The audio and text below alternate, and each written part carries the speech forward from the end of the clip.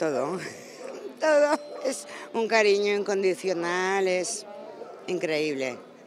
¿Te acompaña mucho? Las 24 horas del día. Duerme conmigo, o sea, está siempre conmigo, siempre.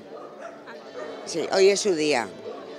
A ver, creo que como una persona pues necesita, para mí, tener su bendición, que para mí ya está bendito, tener su día, que para mí es también todos los días, no un día al año solo, y ¿por qué no puede faltar? Porque tiene que estar y ya está, porque se lo merece y aquí estamos por él.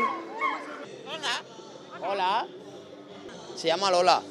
¿Cuántos Lola. años tiene Lola? 2 añitos. 2 añitos. 2 añitos. ¿Qué tal se porta, Lola? Muy bien, muy bien. Revoltosa, pero muy bien. Bien, la verdad es que muy a gusto. Hay veces que da mucho por saco, pero se les coge cariño. Para que la bendijan, sí, muy bien. Es como una hija, es mi compañía, mi amor, me hace mucha ilusión, me da vida.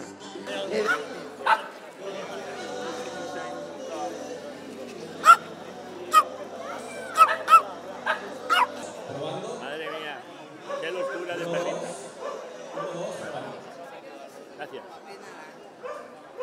Que las ciutats se fusionen en un món d'emoció, on els animals són els protagonistes i on el valor és que l'animal que entrava dins de la casa ese día no tenia que passar més amples i un modo facilitar el trànsit de la multitud.